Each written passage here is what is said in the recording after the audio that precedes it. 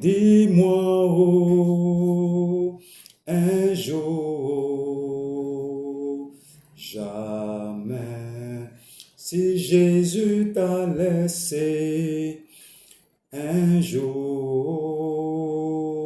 jamais, dis-moi un jour, jamais, si Jésus t'a laissé un jour, jamais, dis-moi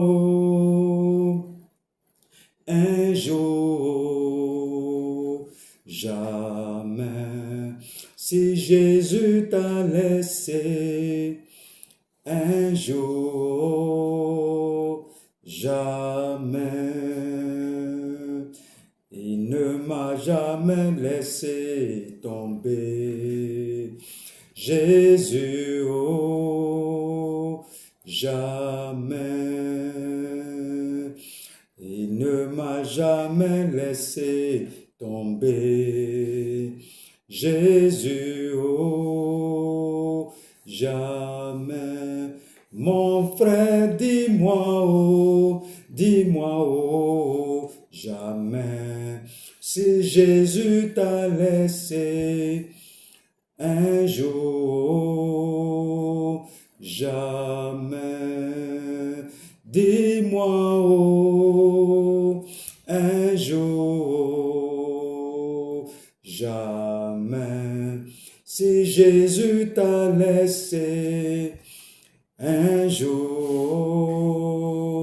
jamais.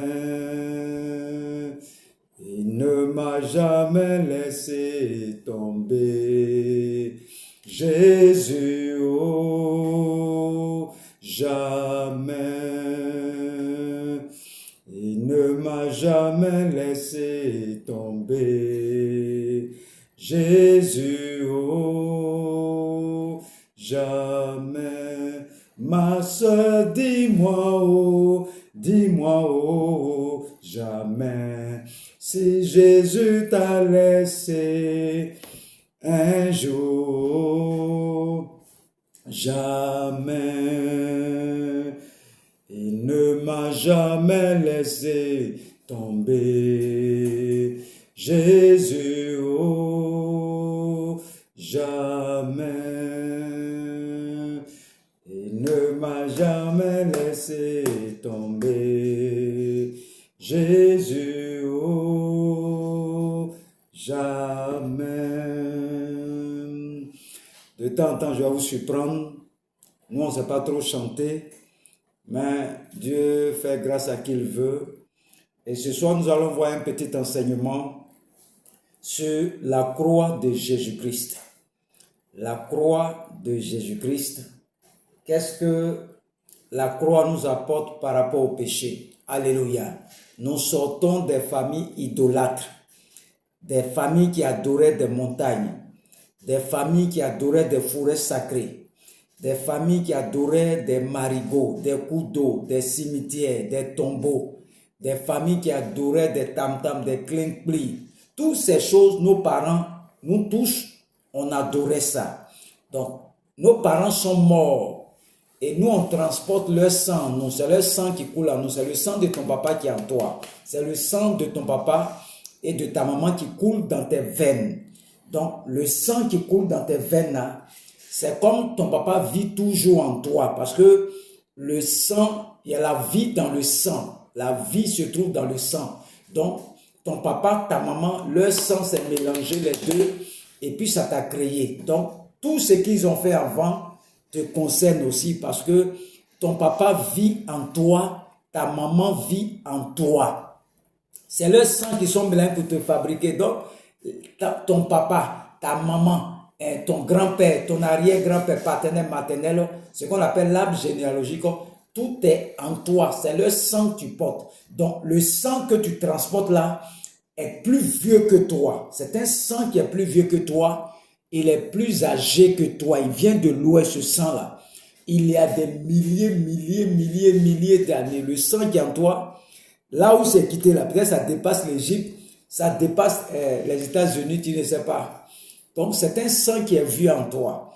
Et le sang là transporte ce qu'on appelle l'iniquité, les péchés de nos parents.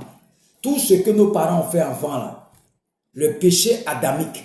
C'est ça qu'on appelle péché adamique. Il faut laisser tes parents en paix. Ce n'est pas eux qui ont envoyé péché là ici.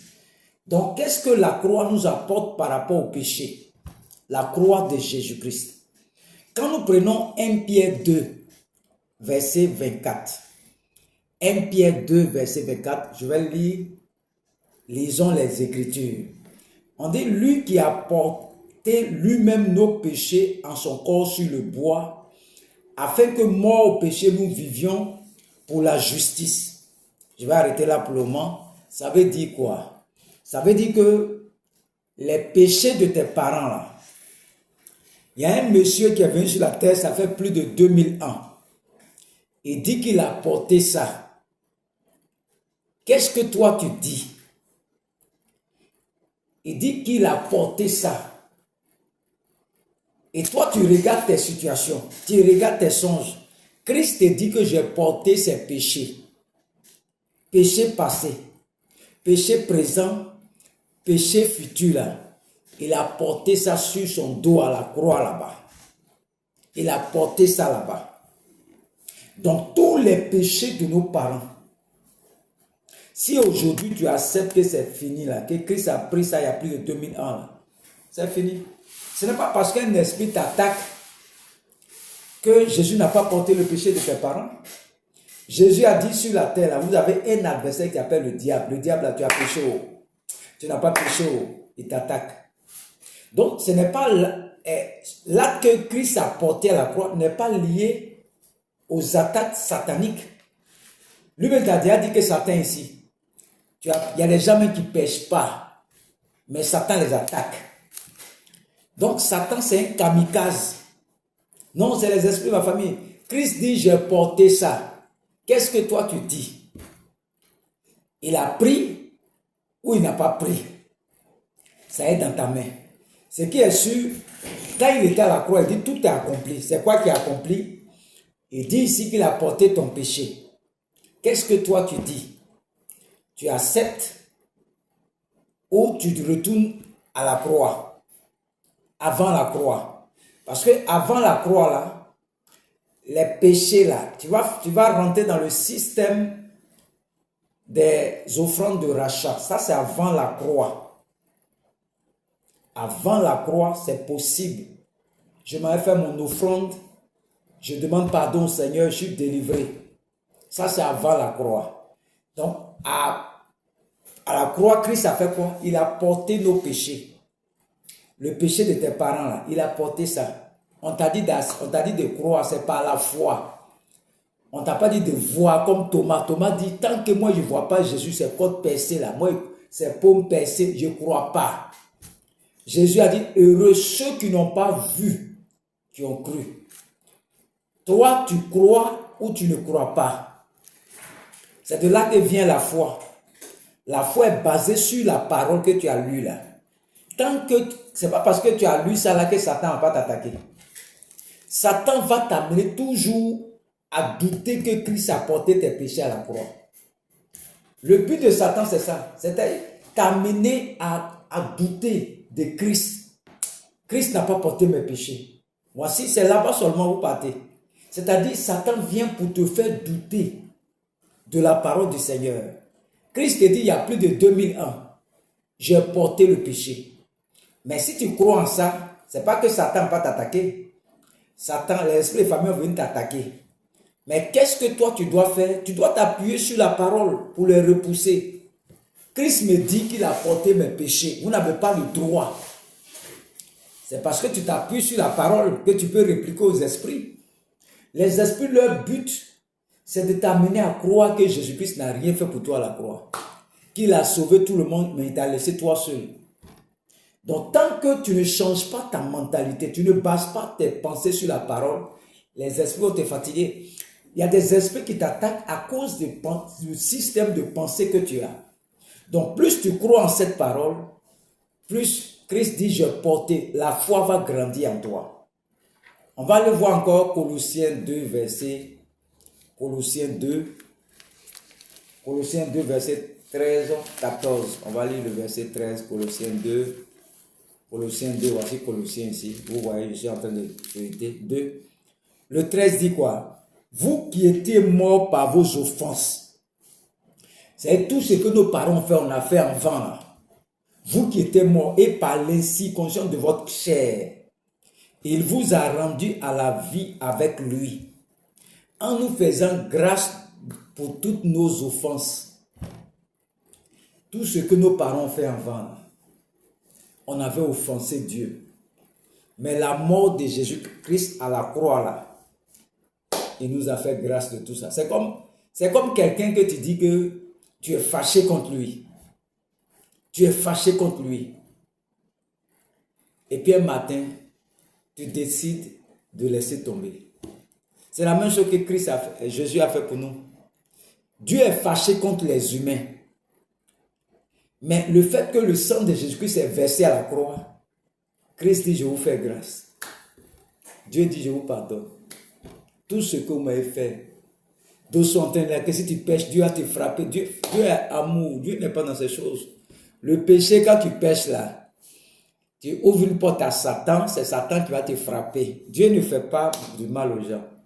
Il est amour. Il faut retenir ça aujourd'hui. Dieu ne fait pas du mal. Donc si quelque chose t'arrive, soit c'est toi-même, soit c'est le diable. Le diable, c'est un kamikaze. Il faut être toujours en prière. Le diable. Donc, tout ce que nos parents font, on avait offensé Dieu. Moi-même, avant, je voulais plein de choses pour manger. Mais je suis en Christ. Il dit qu'il m'a pardonné. Il m'a fait grâce. Vous voyez ces choses? Mais si tu ne crois pas en ça, tu ne peux pas avoir la foi. Il faut être comme un fou, malgré les situations que tu vis là. Mais crois en la parole du Seigneur. Crois seulement. Il ne faut jamais douter de la parole. Il dit, j'ai porté tes péchés. Maintenant, vous m'avez offensé. Vous m'avez blessé.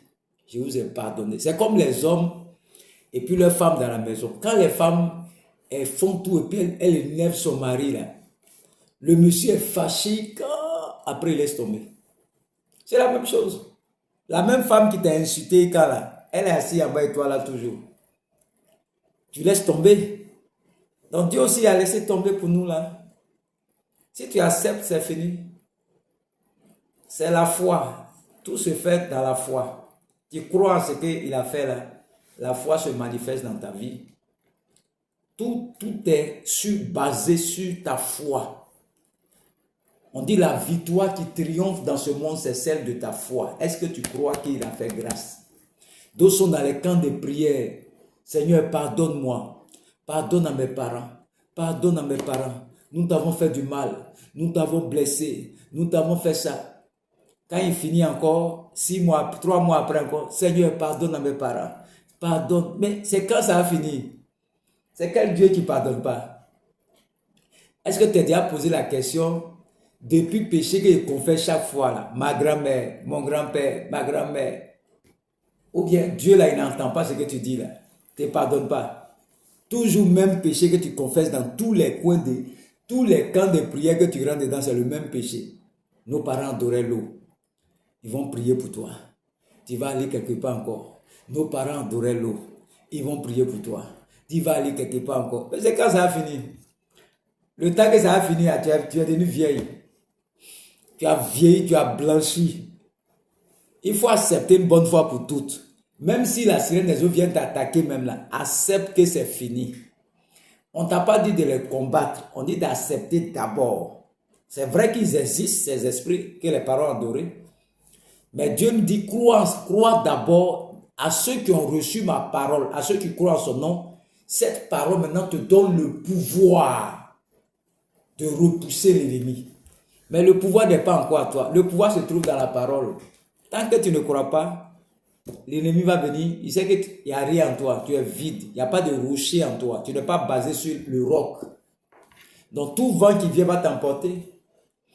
Moi, il n'y a pas quelqu'un qui peut venir me dire non, que Christ n'a rien fait à la croix. Moi, je crois à la parole. Même si les démons m'attaquent, ce n'est pas mon problème. L'essentiel, même s'il meurt, il m'en va au paradis. Ça, c'est une garantie déjà. Donc, tout ce que je crois en la parole. L'esprit de famille, je m'en fous d'eux. Je leur dis ça tout, je m'en fous d'eux. Ce que Christ a fait pour moi, là. Eux, ils ont fait, je suis allé boire, devenir alcoolique. Si Christ n'avait pas pitié de moi, là, actuellement, on m'avait déenterré. Donc, eux et puis moi, là, on n'est plus camarades. Et on n'est plus camarades. Je crois en la parole ou rien. J'ai vu tellement de choses. J'ai plein de témoignages. Je n'ai pas encore donné tous mes témoignages. Au fur et à mesure, je vous donne les témoignages. Au fur et à mesure. Pour vous dire quoi? Pour vous dire, basez-vous sur la parole. Au commencement était la parole était avec Dieu et la parole est Dieu. Nous avons un dernier passage. Michée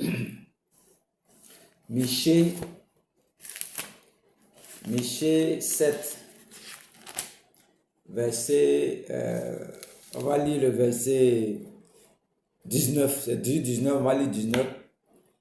Il aura encore compassion de nous, ce grand Dieu-là. Il mettra sous ses pieds nos iniquités, les péchés de tes parents. Il va mettre ça sous ses pieds.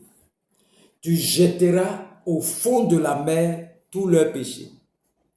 C'est-à-dire tout leur péché là, Dieu a jeté ça dans la mer de l'oubli. Donc Dieu qui est en haut là, il ne se souvient plus des péchés de tes parents, l'iniquité. Le jour où tu vas accepter ça là, tu seras libéré. Il y a Dieu qui est en haut, et puis toi tu es en bas ici. Tu es avec qui ici? Tu es avec Satan. Satan te dit que Dieu n'a pas porté le péché, n'a pas jeté le péché de tes parents. Quand il était à la croix, là, il a sauvé tout le monde. C'est toi seul à laisser. Toi et puis toute ta famille vous a abandonné. C'est ce que Satan est en train de te dire, que Christ n'est pas mort à la croix. Parce que si Christ n'est pas ressuscité, il ne peut pas nous défendre. Il est mort, il est ressuscité, il est vivant. C'est pour ça que nous sommes libérés.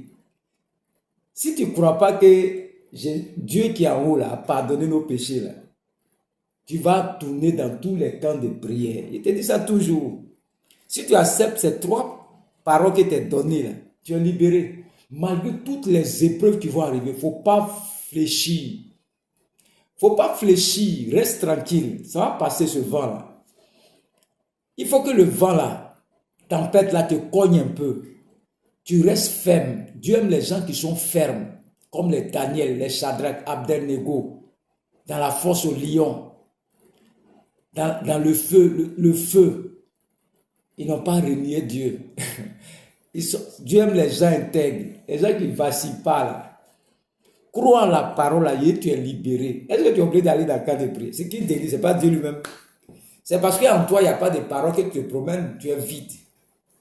Mais si tu te bases sur une parole, la foi est là. Il n'y a pas un démon qui a été fatigué. Ils vont venir. Ce n'est pas qu'ils ne vont pas t'attaquer. Ils vont planifier des coups contre toi-même.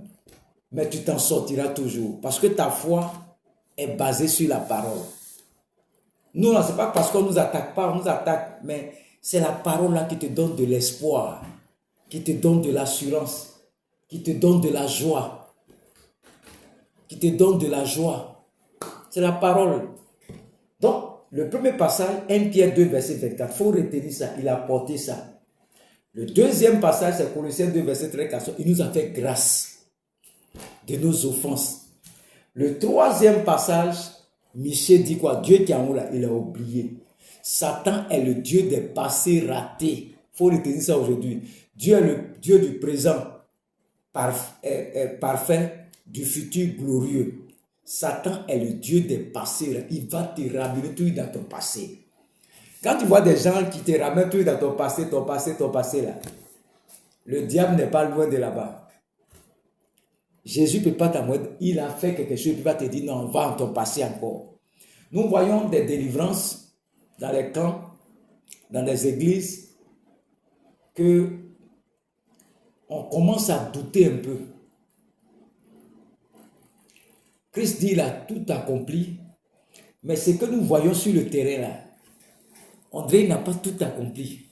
C'est la question qu'on peut se poser, et puis ce soir on va poser cette question là. Il a accompli ou il n'a pas accompli? Arrivé un moment, mais j'ai commencé à douter aussi. J'ai commencé à douter. Mais Christ dit, il a accompli. Mais nous partons demander pardon pour nos parents. C'est parce que tu ne crois pas à la parole que ça revient chaque fois. Parce que les péchés, quand tu as la croix, ça va revenir. Chaque fois ça revient, tu dois confesser. Ça revient dans tes pensées.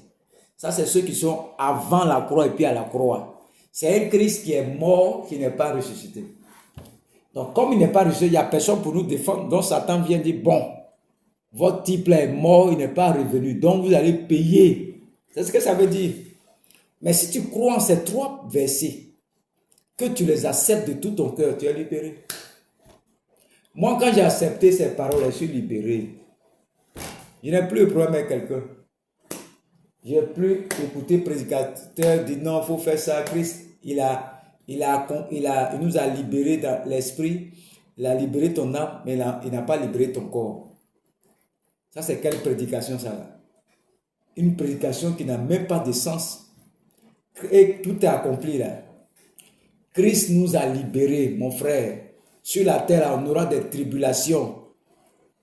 Les David, eux tous ont été combattus. C'est pas que même si même faut aller faire tout ce que tu veux, tu seras combattu toujours. C'est la terre. Satan est sur la terre, son armée. Tu as fait offrande d'autel. Tu n'as pas fait offrande d'autel. Il va t'attaquer.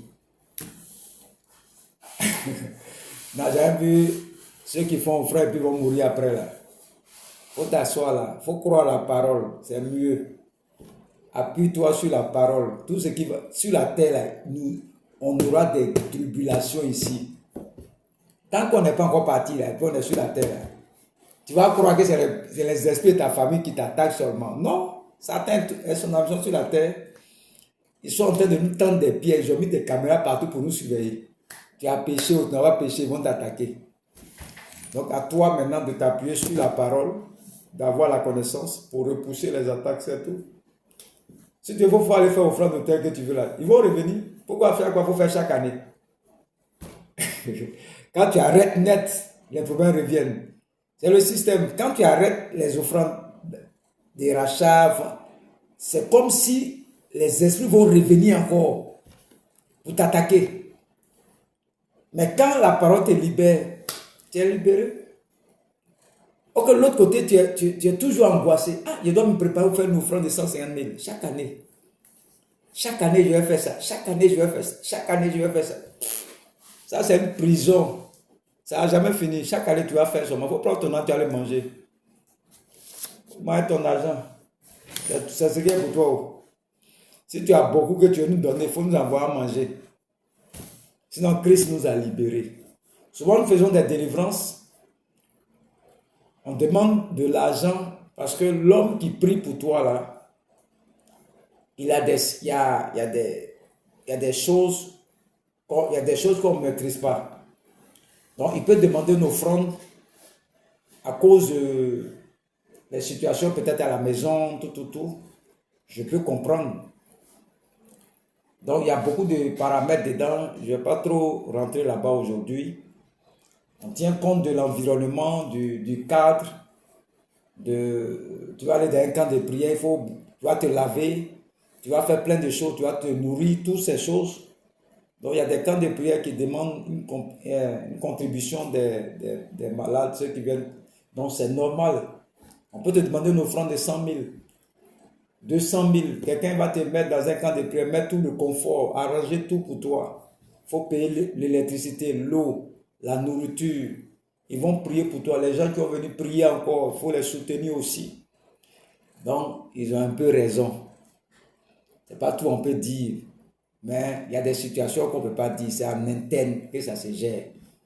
Donc, on peut demander des offrandes. Je peux avoir une équipe que je dois m'occuper d'eux.